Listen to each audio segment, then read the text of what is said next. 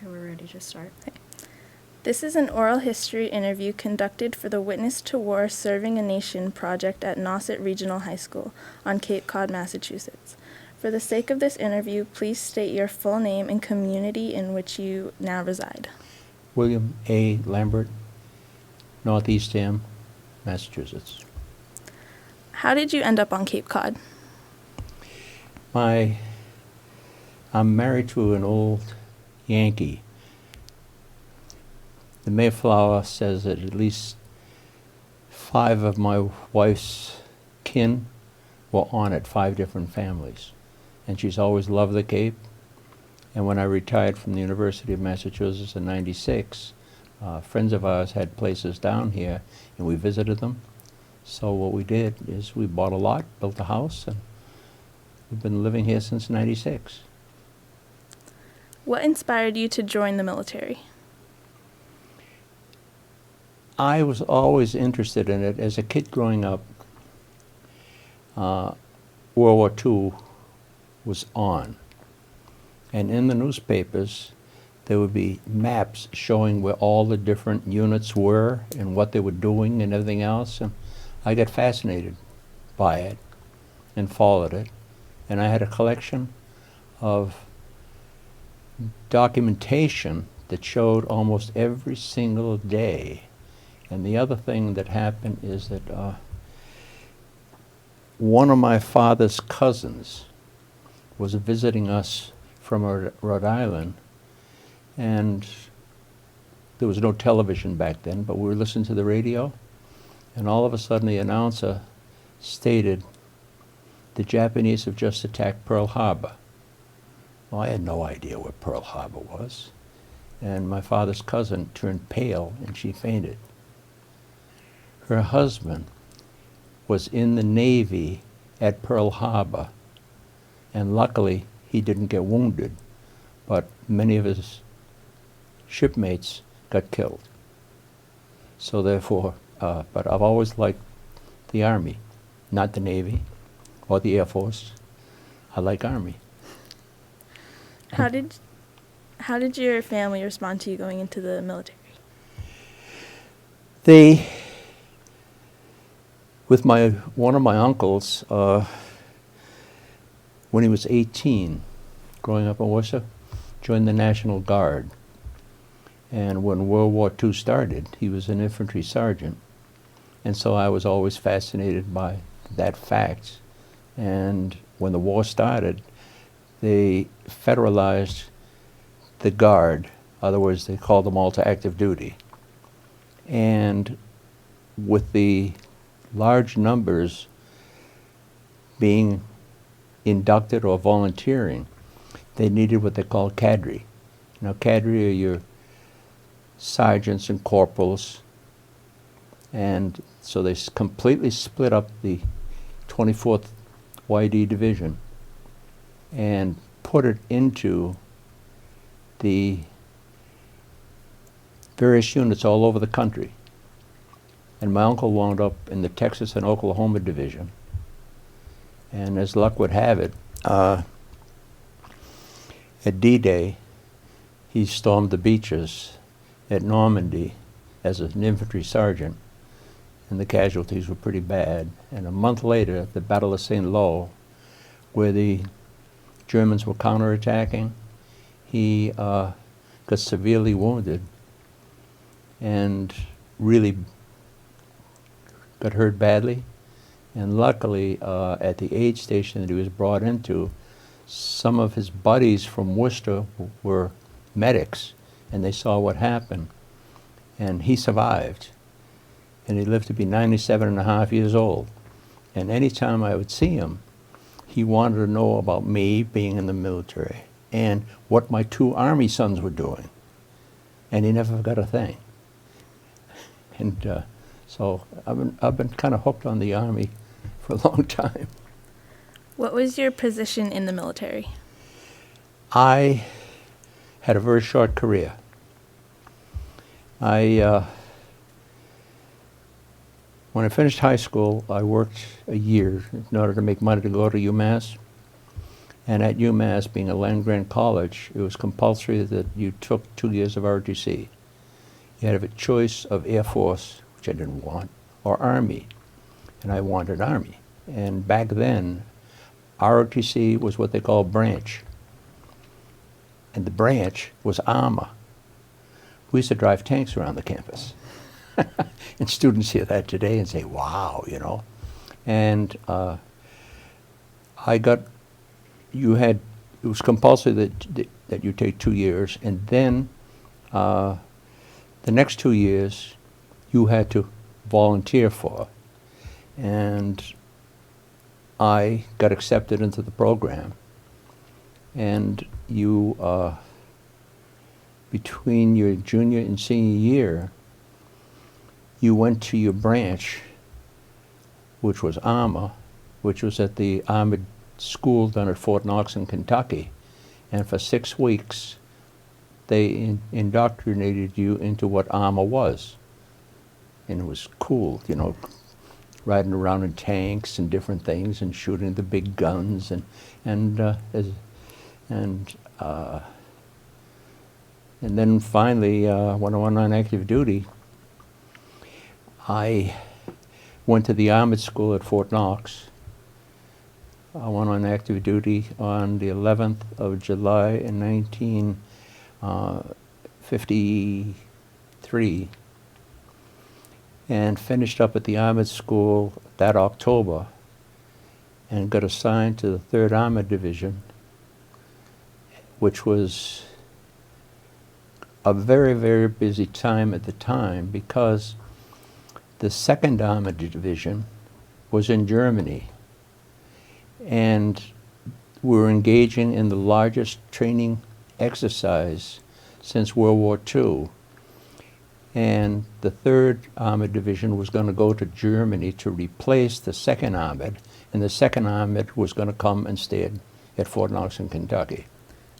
So at that Fort Knox Armored School in Kentucky, could you describe for us what a typical day was like? Hard work. You had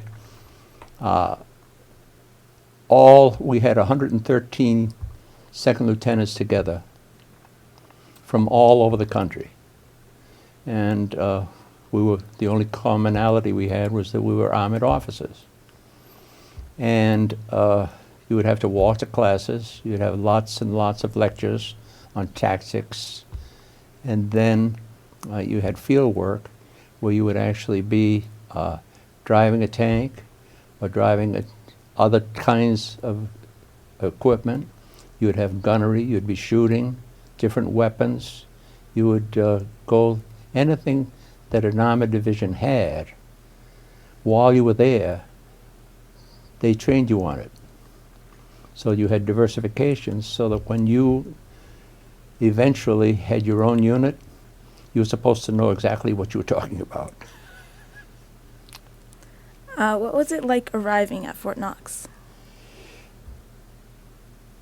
The thing that I had already been there as a cadet, so I know what it was like.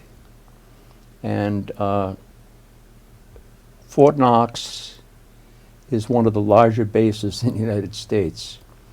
And it was, the size of it boggles the mind. I mean, you had thousands of troops there. And if you ever look at what they call the armored patch, which shows that you're in armor, it's a large triangle divided into 3 sections.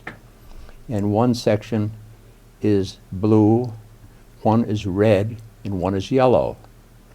Well, in the military, yellow stands for armor, red stands for artillery, and blue stands for infantry. So therefore, an armored division is made up of all 3 armed units fighting with the same cohesion as one. Please describe your proudest moment while serving in Korea, the Korean War. I never got to Korea.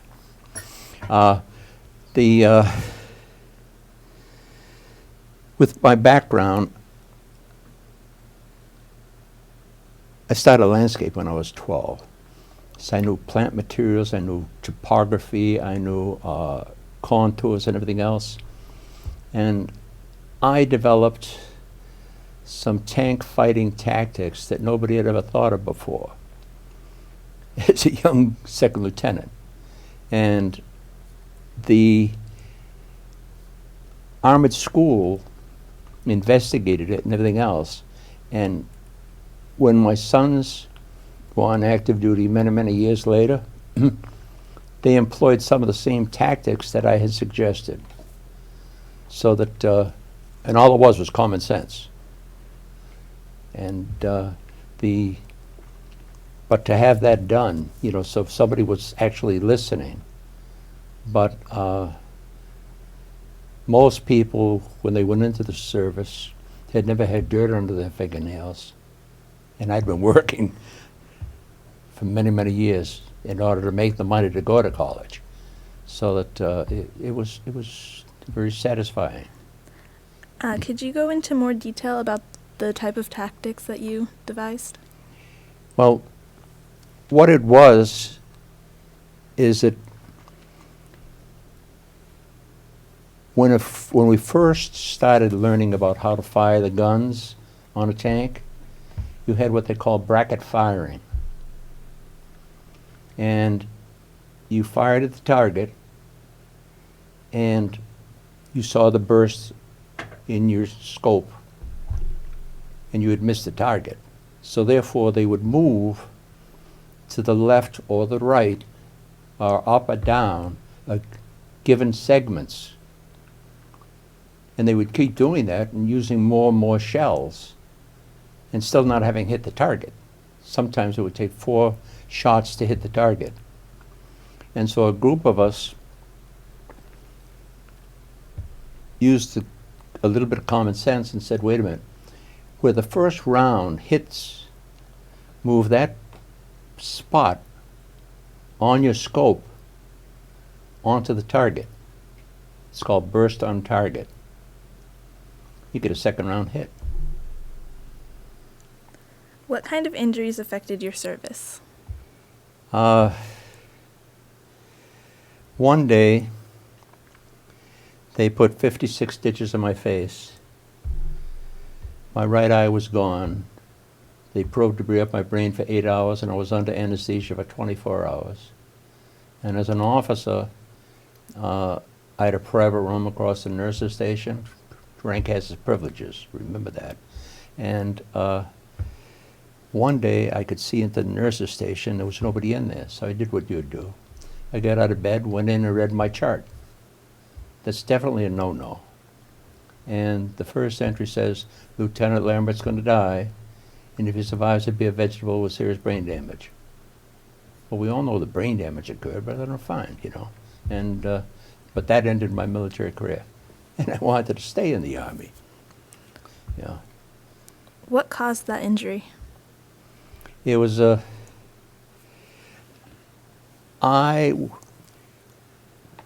we were at a phase in the training where we were shooting the big guns, the 90mm guns, at targets 3,000 yards away. And I had 78 tanks parked in a row. Now, it's pretty high to get up and down off of them, so I had them parked so tight that I could walk from one deck to the other without getting up and down. It's called survival. And all of a sudden I heard a loud twang. And I said, what was that, you know? And look around, I didn't see anything. All of a sudden I heard another twang. And right after that, I looked, and coming up over from a rise was a big, good-sized rock. Now, with the Kentucky mud, tanks would get bogged down in the red clay and get all dirty and everything else, so that you had limestone rocks that were about the size of softballs, and we'd make roadways out of it. Well, with that many tanks, you always have breakdowns, and I had a support platoon of 18 mechanics ready to take care of breakdowns. On that particular day, which doesn't happen, there were no breakdowns. So one of the mechanics, who was the purest athlete I've ever seen, was bored, and unbeknownst to me, because he was on the other side of a rise, and he was throwing these rocks up in the air and batting them with a stick. Now, I said he was big and strong. Hit a stone that's the size of a softball and send it a country mile, you know he's big. So I got down off the tanks and went over to him and says, get rid of the stick, you're going to hurt somebody. And he says, oh, I'm sorry, sir. And I'm walking back toward the firing line because I was very busy. And as I'm walking away, I said, I made a mistake. I should have taken the stick away from him. But with all the engines going and the guns going off and everything else, it's like, it's a lot of noise. So he figured that he hit one more rock. So he threw it up in the air, and he swung as hard as he could, and he missed the rock. And the stick, which is about 1.25 inches in diameter and 4.5 feet long, was flying through the air in my direction. And it's a good thing I thought I should have taken it away from him, because when you turn your head, you raise it slightly to turn it. It's a natural effect. And if I hadn't turned my head, the stick would have hit me in the temple. And as it was, it hit me right on the cheekbone there and took the eye right out like a grape between your fingers, proceeded through, took out the bony tissue behind the eye, and that ended my military career. And one of the colonels, a surgeon, came in the next day and he says, Lieutenant, what happened to your face? We took the x-rays. Your face has been mutilated. He says, among other things, you cracked your cheekbone. I said, well, yes, sir, I played a lot of football. And back with the old leather helmets with no face scars, you got beat up. And luckily, I got hit exactly on the crack, which was like a reinforced weld. And this colonel says to me, son, football saved your life. I like football. If you saw the man who caused your injury today, how do you think you would react? Que sera? You know, he, unfortunately, couldn't accept what he had done. And he went into a catatonic withdrawal. And he blamed himself. Well, it was his fault. But it, you know, tanks are very dangerous and accidents happen. What would you describe your worst memory as?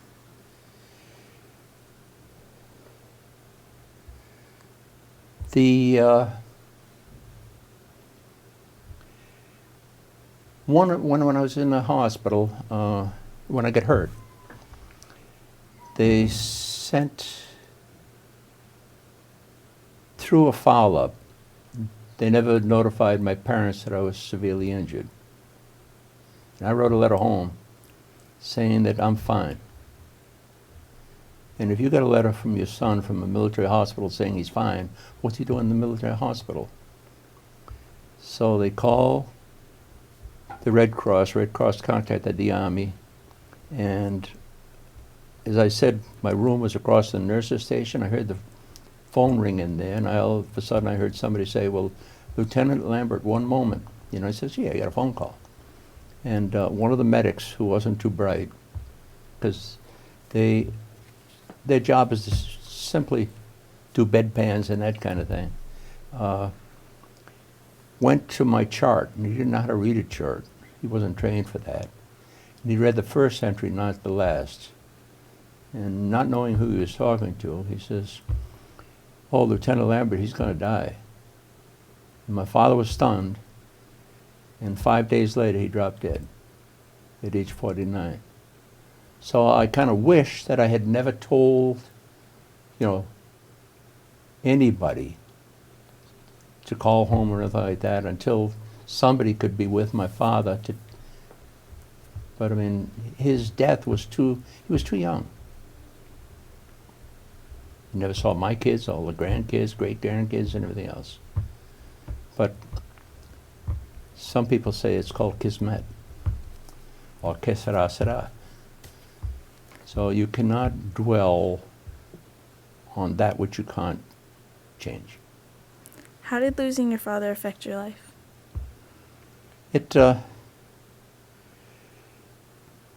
He was a very strict man, and he loved kids and everything else. It affected me by determining that I would try to achieve the most that I could with the time that I still had here on this planet. Yeah, so that some people say that I'm a workaholic, but I can't stand lazy people. And I can't stand people who say, oh, why did this happen to me? Oh, woe is me, you know. Get a life. I can get very nasty with someone if I had to. But, no, I've always enjoyed hard work. And all the doctors right now have said, I love snow shoveling. And 5 doctors now have said that I can't do any more snow shoveling, including your dad. You know, and because the danger of my slipping and falling is such that I could wind up being completely crippled. And my wife doesn't want that, you know, but I mean, and I have been very, very fortunate with many injuries. I mean, your dad could tell you that the first time he saw me in the hospital in the emergency room, my wife was there, you know, they basically told my wife, he's not going to make it. And I didn't. I'm still, but I'm talking to you. You know, I can't stand anyone who gives up. There's so many things in life that you can do to make others, you know. And one of the designers that I worked with at UMass, you know, it was a private, and he put a nickname on me, and that was Smiley. And that's very disconcerting to a lot of people, because they said, I'm always smiling. What's he up to? What does he want? You know, why is he smiling? Oh my God, he's smiling. What have I done wrong? You know, and never be afraid to smile. But it is something that most people have forgotten how to do. See, you're both smiling, so that's, you know, just don't laugh. You can giggle, but when you giggle, just smile. After your experience in Fort Knox, what was your life like after you returned home?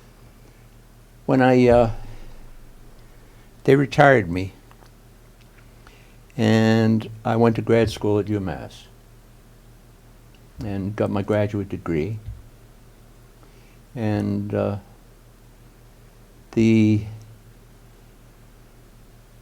one day, one of my friends who was a jet jockey, he was a fighter pilot, and he'd been shot down 4 times in Korea. And he says, Bill, what are you doing,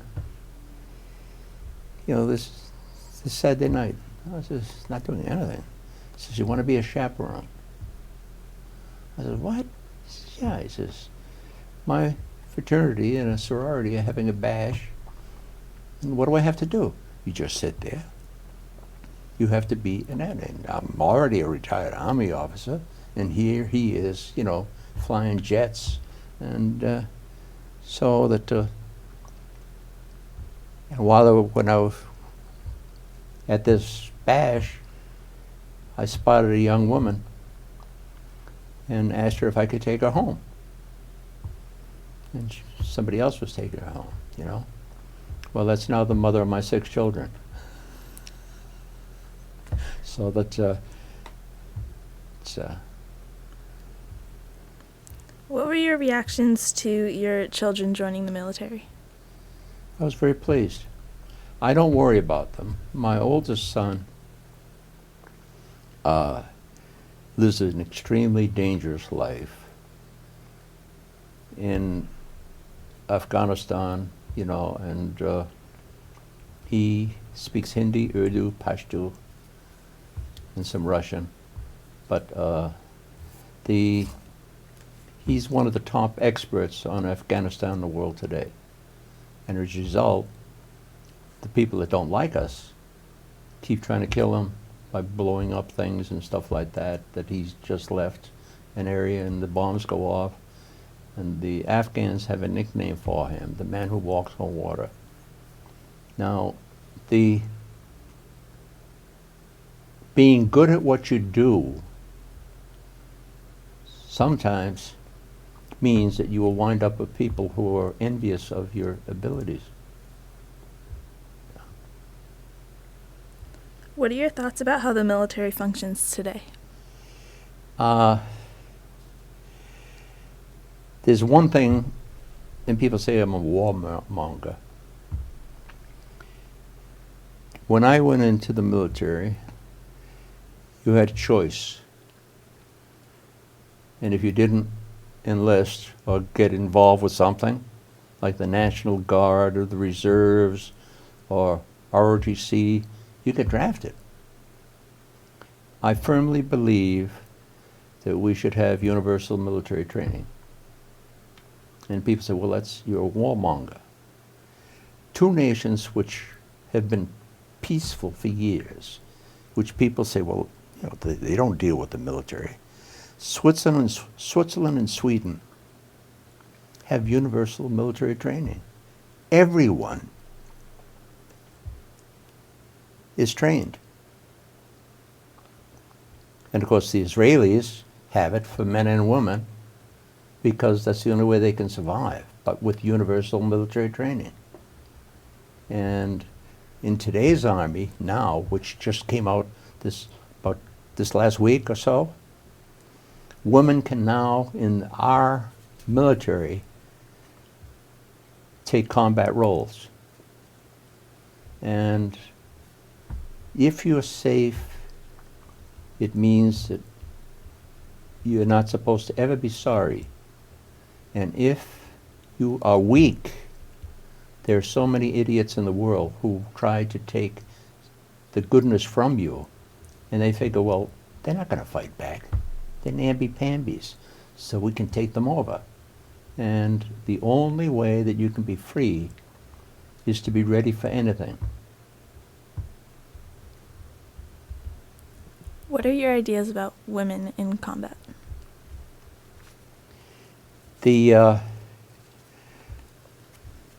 women have been in combat for years, for many, many years. The Greeks had some of the best fighting women that there were. And when the German Blitzkrieg invaded the Soviet Union, and they were pushing them all over the place, the best fighters that the Russians, the Soviets, had, back then they were Soviets, now they're Russians, but the best fighters that they had were the women. Because women,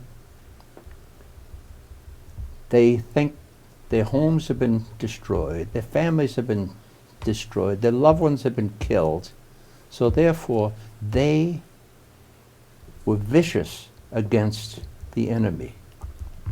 Most men will say, oh, you quit? Fine. You know, and don't, you know, you've heard the old expression, don't ever get a woman angry. And it's very wise. What advice do you have for young people joining the military today?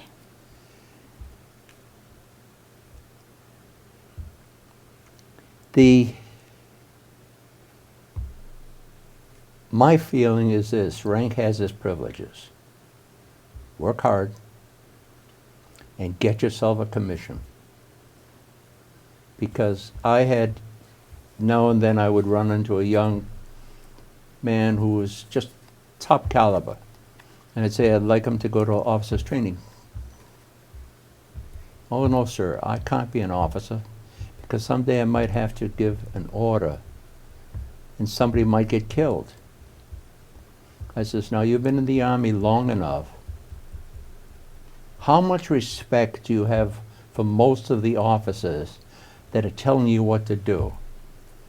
This is just between you and me. You're not going to be disciplined for what you say. Well, sir, I don't think much of them. I says, fine. Would you like one of those idiots determining your fate, or would you be the one to determine your own fate because you knew that you were damn good? And they'd join, and they would eventually become officers, because there are a lot of talented people out there, and women are smarter than men. Are there any final thoughts you'd like to share with us? Regardless what you do in life, work hard, but have fun doing it. I hate to see people who are young moping around. Oh, woe is me, what am I going to do, you know? And it's because of that they go into drugs, they go into drinking and everything else. And anyone, I feel sorry for them who get hooked on things that are eventually going to kill them. But someone along the way should have helped them to become the individuals. And the other thing too is this, that football is a good example of it.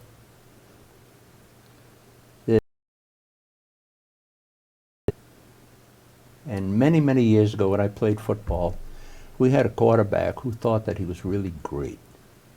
He was wonderful. He was good. But he walked around as though he was the prince. So we linemen got together, and on one play, when the ball was snapped, not one of us blocked, and he got creamed. Well, what happened? What happened? We thought, listening to you, that you could walk on water, so why should we throw any more blocks? You can do it all by yourself. And with that, we never had any problems with him again. You know, so be assertive. Don't ever say to yourself, well, I don't think I can do that. I know I can, I know I can. The littlest choo-choo, remember that story? The littlest choo-choo, you know what it is. I think I can, I think I can, I know I can, I know I can. And he did. So therefore, make up your mind you're going to do it, and do it, but do it well. Mr. Lambert, thank you very much for your time and service. Good. Well, thank you. Did you learn anything? Yes. Huh? All right, No, we're all just- set.